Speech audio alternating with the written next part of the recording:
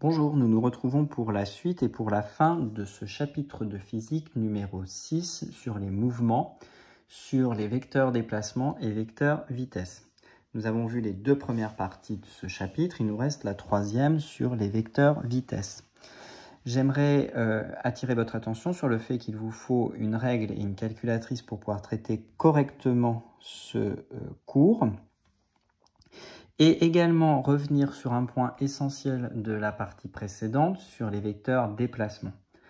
Un vecteur possède donc 5 caractéristiques, c'est ce que nous avons vu, dit et redit.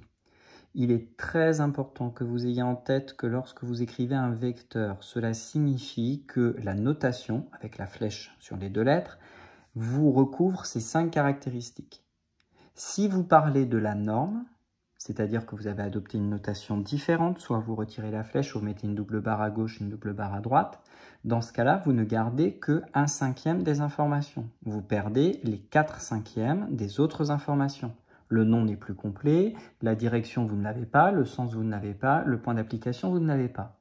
Donc il est très important à chaque fois que vous écrivez quelque chose sur les vecteurs de savoir si vous parlez du vecteur dans son intégralité ou si vous parlez seulement de sa norme.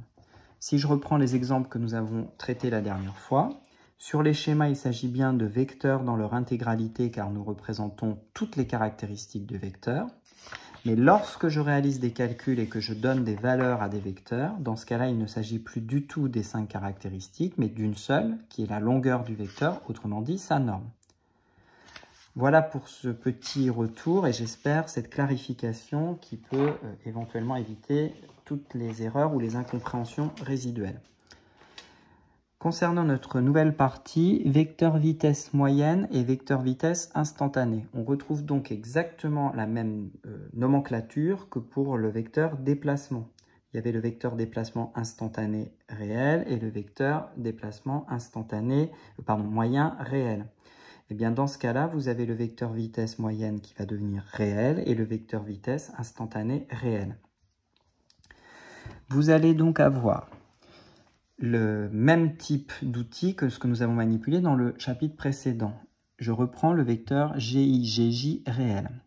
C'est le vecteur déplacement moyen réel. Je prends n'importe quel point vers le début, n'importe quel point vers la fin, et ça me donne le vecteur déplacement moyen réel.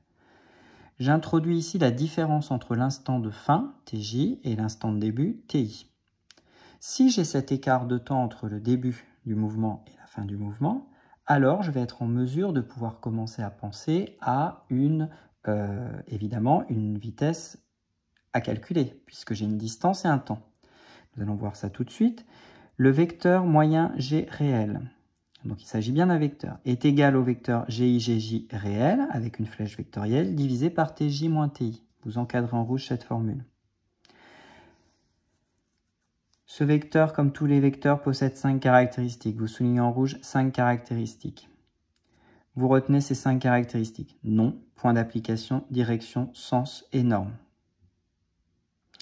Le nom, V moyen, G réel, déjà noté et encadré en rouge.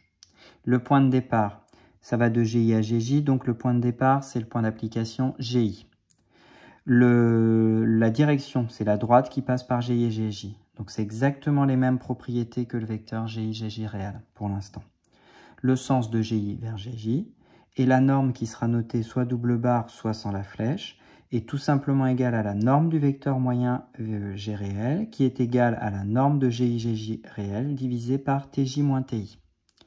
Il est à noter que l'on peut évidemment associer des unités à cette formule. Vous allez encadrer donc en rouge la formule avec les unités. Et vous allez retenir que pour calculer la norme d'une vitesse moyenne pour un point G en réel, eh bien dans ce cas-là, vous devez prendre la distance réelle entre le point de départ et le point d'arrivée, que vous avez déterminé, divisé par TJ moins TI. La distance peut s'exprimer en mètres ou en kilomètres. Et la durée peut s'exprimer en secondes ou en heures, ce qui vous donne une vitesse en mètres par seconde, unité du système international, ou en kilomètres par heure. Dans le langage courant, il arrive parfois que l'on dise kilomètre-heure, c'est un abus de langage, puisqu'on voit bien ici qu'il ne s'agit pas d'une unité kilomètre multipliée par une unité heure, mais qu'il s'agit bien d'une unité kilomètre par heure, et ici également par le calcul mètre par seconde. Méthodologie. Tracer le vecteur vitesse moyenne réelle sur un document, V moyen GDoc. Donc ici, tracer le vecteur vitesse moyenne.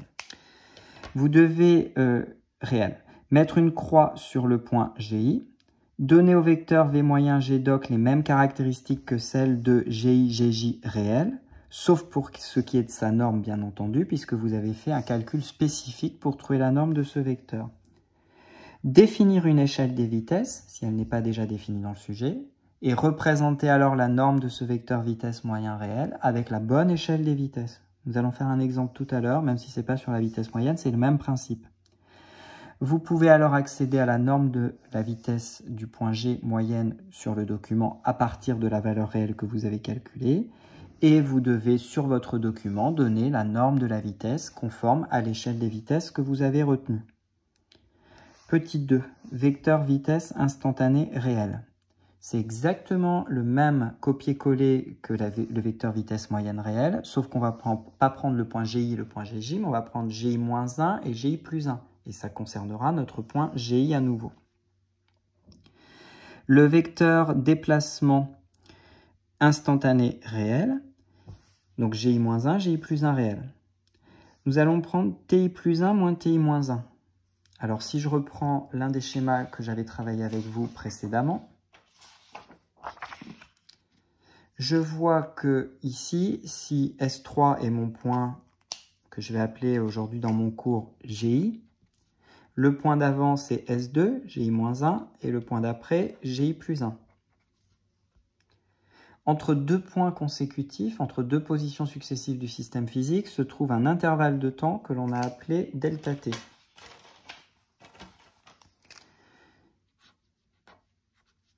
Là, entre T2 et T3, j'ai delta T. Entre T3 et T4, j'ai delta T. Je dois calculer le temps qu'il y a entre T4 et T2. Donc, T4 moins T2. Quelle est la durée qui a séparé ces deux points? Bien, je vois que pour faire ce calcul, c'est en fait T4 moins T3 plus T3 moins T2. Pour passer de T2 à T4, je peux passer par T3 comme intermédiaire. Donc de T2 à T3, puis de T3 à T4. Ça veut donc dire qu'ici, lorsque je vais faire ce calcul, pour passer de T2 à T4, j'ai un delta T qui s'écoule, puis un deuxième. Ça fait donc un total de 2 delta T.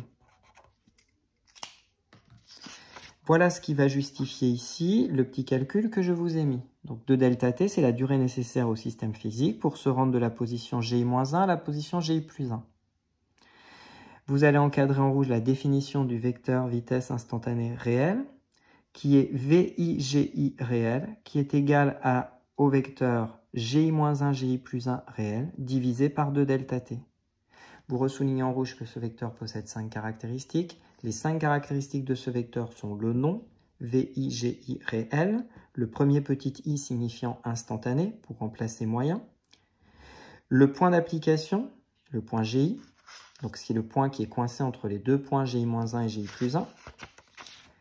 Une direction, la droite GI-1, GI+1. Et en réalité, c'est la tangente à la trajectoire. Mais c'est plus simple de retenir que c'est la droite qui passe par GI-1, GI+1. Un sens, du point GI-1 vers le point GI+1. C'est le sens de la trajectoire. Une norme ou une longueur, qui se note donc comme une norme traditionnelle, VI-GI réel avec le vecteur et la double barre et les doubles barres, ou VI-GI réel sans la flèche vectorielle et sans les doubles barres. Une modalité de calcul, la norme du vecteur vitesse instantanée du point GI en réel, est égale à la norme du vecteur GI-1, GI+1 en réel, divisé par 2 delta T. Ou plus simplement sans les flèches vectorielles, VI-GI réel est égal au segment GI-1, GI+1 en réel, divisé par 2 delta T. Vous encadrez cette formule en rouge et vous constatez que le jeu des unités est exactement le même que précédemment, c'est-à-dire que la distance est en mètres et la durée en secondes, alors on a une vitesse en mètres par seconde, ou alors la distance est en kilomètres et la durée en heures, et on a alors une vitesse en kilomètres par heure. Pour tracer le vecteur vitesse instantanée réel sur un document, il vous faut mettre une